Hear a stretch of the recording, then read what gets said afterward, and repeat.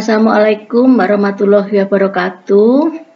Untuk materi kali ini kita akan membahas tentang kesengajaan atau dolus dan kealpaan atau kulpa. Ya, jadi sengaja berarti menghendaki dan mengetahui apa yang dilakukan. Orang yang melakukan perbuatan dengan sengaja berarti dia menghendaki perbuatan itu. Dan di samping itu mengetahui atau menyadari tentang apa yang ia lakukan.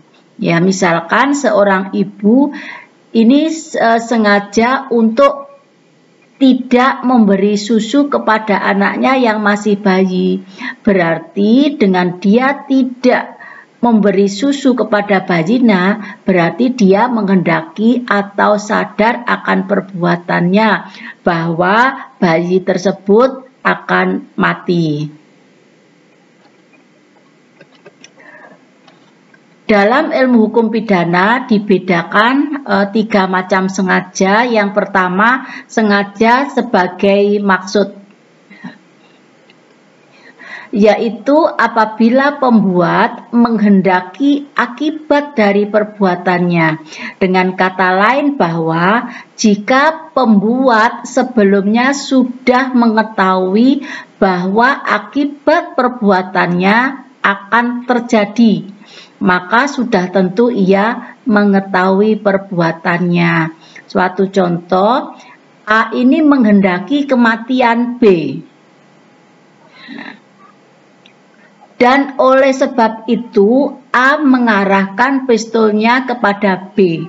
Nah, selanjutnya ia menembak mati B. Akibat penembakan yaitu kematian B tersebut adalah benar dikehendaki oleh A.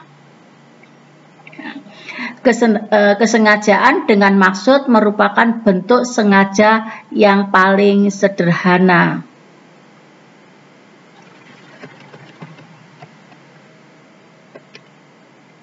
Yang kedua, sengaja dilakukan dengan keinsafan bahwa agar tujuan dapat tercapai.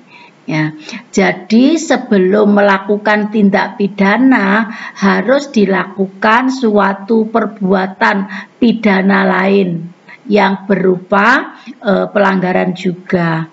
Contohnya, agar dapat mencapai tujuannya yaitu membunuh B, maka A sebelumnya harus membunuh C karena C menjadi pengawal B.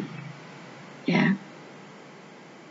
Apabila A dan C ini antara A dan C sama sekali tidak ada permusuhan, hanya kebetulan C ini sebagai pengawal B. A terpaksa sengaja terlebih dahulu membunuh C dan kemudian baru membunuh B. Ya. Pembunuhan B berarti maksud A tercapai. A yakin bahwa ia hanya dapat membunuh B setelah terlebih dahulu membunuh C. Walaupun pembunuhan C itu pada mulanya tidak dimaksudkan, ya. A yakin bahwa jika ia tidak terlebih dahulu membunuh C, maka tentu ia tidak pernah akan dapat membunuh B.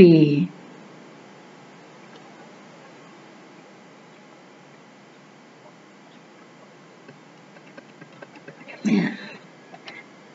Kesengajaan yang ketiga adalah sengaja dilakukan dengan keinsafan bahwa ada kemungkinan.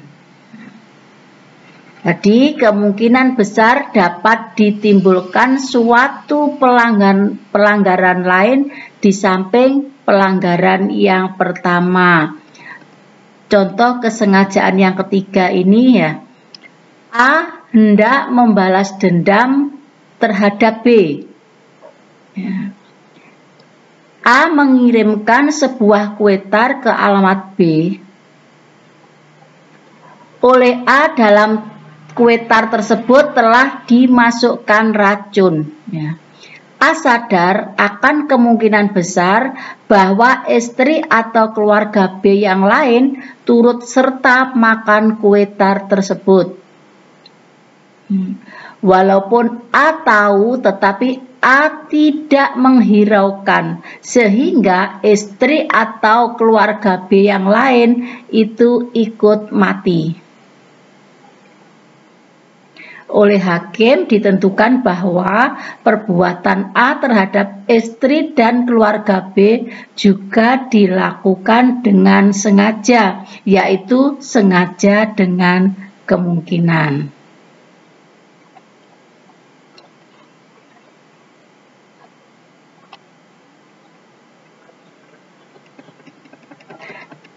Kemudian yang kedua, kealpaan.